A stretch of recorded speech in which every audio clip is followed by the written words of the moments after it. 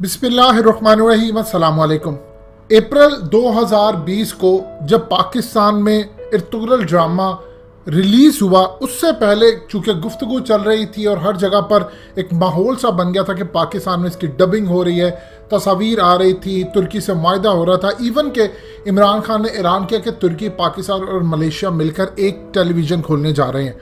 अब इस सूरत हाल के अंदर फरवरी 10, 2020 को इर्तुगरुल को इजिप्ट, सऊदी अरब, यूएई और कई अरब कंट्रीज में बैन कर दिया गया। इवन के इजिप्ट के दारुल अल इफ्ता की जानिब से एक फतवा जारी किया गया कि आप किसी सूरत इर्तुगरुल ड्रामा ना देखें, यह हराम है। मजीद डिस्कस करने से पहले इस वीडियो को लाइक करें, हकीकत टीवी को सब्सक्राइब करें और बेल आइकन पर जरूर क्लिक करें, क्योंकि तैयब उर्दगान ऑटोमन अंपायर यानी खिलाफत उस्मानिया बहाल करना चाहता है। और अगर खिलाफत उस्मानिया बहाल हो गई तो हम सबको, अरबों को तुर्की के मातहत जाना पड़ेगा, जिस तरह हम ऑटोमन अंपायर के अंदर थे। लिहाजा इसको देखना हराम है। ये ना हो कि आपके दिलों में कोई ऐसी चीज़ आए। इस सूरत हाल के अंदर सऊदी अरब के अभी ताल्लुकात काफ़ी पाकिस्तान के साथ ख़राब हुए और लिटरली अभी बहुत ज़्यादा सऊदी अरब के पाकिस्तान के साथ ताल्लुकात ख़राब है। अब हाल ही के अंदर जनरल बाजवा और आईएसआई के चीफ सऊदी अरब गए, तो इसमें एक दो चीज़ें शायद पाकिस्तान को फ़ायदा हो जाए। उसमें यह है कि जो $2 अरब उन्होंने वापसी लेनी है वो अब नहीं, कुछ अरसे बाद ले, और तेल की जो सप्लाई है वो भी शायद कुछ अरसे पाकिस्तान को अब मिल जाए। लेकिन चाइना पाकिस्तान को क्लियरली कह चुका है कि अगर सऊदी अरब ने आपसे पैसे वापस लिए तो चाइना पाकिस्तान को बैकअप के तौर पर $2 अरब देने को तैयार है। इस वक्त सूरत हाल ये है कि सऊदी अरब के साथ ताल्लुकात के मामला ख़राब है। जो मर्जी ओपनली आकर कहता रहे हमारे इस तरह, लेकिन अब उन्होंने हाल ही के अंदर जो सऊदीया के साबिक सफ़ीर थे, जिन्होंने अरब न्यूज़ के अंदर एक आर्टिकल लिखा जिसमें ख़ास तौर पर कहा गया कि सारी फसाद की जड़ है तैयब उर्दगान।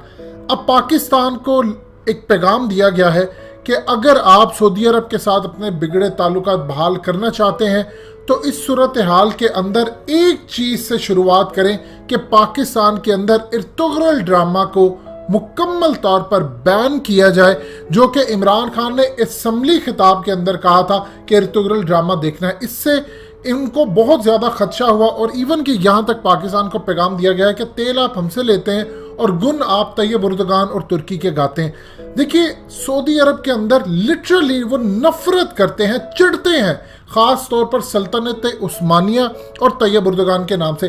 देखिए, ईरान से वो नफरत करते हैं, उसका खुलकर इजहार करते हैं। तुर्की से भी उतनी ही नफरत करते हैं, लेकिन सिर्फ फ़र्क ये है कि तुर्की से वो अपनी नफरत को पोशीदा रखते हैं और उनके लिए सबसे बड़ा जो एक डरावना ख्वाब है वो ये है कि किसी वजह से अगर खिलाफत उस्मानिया बहाल हो गई, वो जिंदा हो गई, तो हमारे हाथ से तमाम के तमाम कंट्रीज और ममालिक निकल जाएंगे, जो वो नहीं चाहते। अब पाकिस्तान को पैगाम दिया गया है कि सऊदी अरब और पाकिस्तान के दरमियान मामलात को दोबारा बहाल करने के लिए पहला स्टेप जो पाकिस्तान को करना है वो इर्तुगरुल ड्रामे को बैन करना है।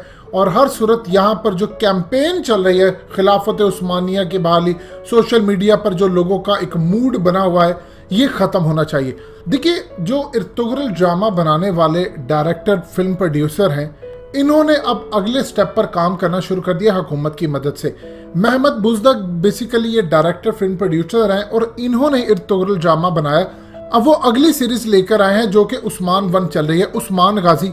ये बेसिकली इर्तुगरुल का बेटा था और इसी ने ही बुनियाद रखी थी ऑटोमन अंपायर की।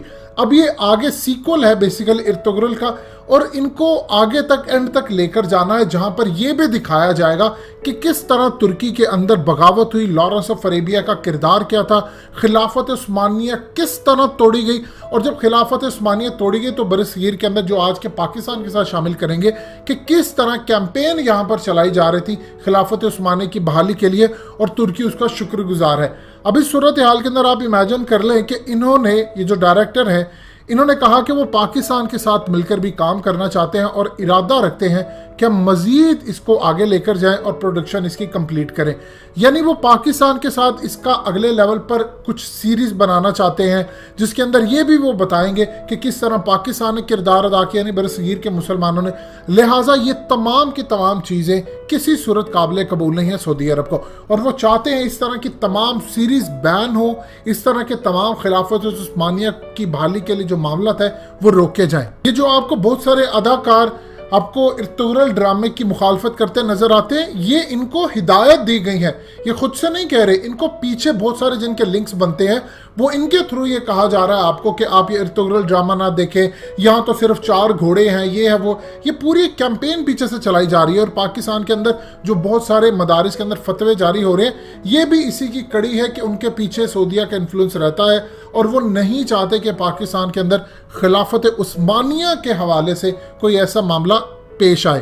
देखिए, एक चीज याद रखिएगा, तीर कमान से जब निकल जाता है तो इस सूरत हाल में आप कुछ भी नहीं कर पाते। अब पाकिस्तान के अंदर जो रुझान तैयब उर्दगान का है, देखिए इस वक्त चाइना ये चाहता है कि पाकिस्तान उम्मत मुस्लिमा को लीड करे, वो रिप्लेस करना चाहता है सऊदी अरब को तुर्की के साथ, लेकिन चाहता है लीडर पाकिस्तान बने, क्योंकि चाइना पाकिस्तान के साथ है।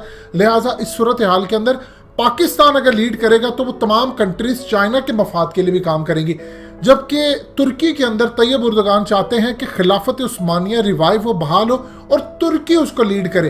पाकिस्तान के अंदर मिला जुला रुझान है, हमारे साथ अगर तुर्की आता है या हम खुद आते हैं, अफगान तालिबान आते हैं, तो हमारे लिए कोई मसला नहीं, पाकिस्तानी को इससे कोई प्रॉब्लम नहीं है, बल्कि वो खिलाफत उस्मानी की बहाली के अंदर किरदार अदा करना चाहते हैं। और तैयब उर्दगान को एक अक्सरियत पाकिस्तान की एक बड़ा लीडर देखती है, उम्मत मुस्लिमा का लीडर देखती है। ये तमाम चीज़ें जितनी भी हैं, ये सऊदी अरब को इस वक्त काबिल कबूल नहीं है। इसीलिए उन्होंने पाकिस्तान को पैगाम भेजा है कि अगर आप चाहते हैं कि सर्द मोहरी ख़त्म हो, तो इसके लिए सबसे पहले इर्तुगरल जैसे ड्रामों को बैन किया जाए।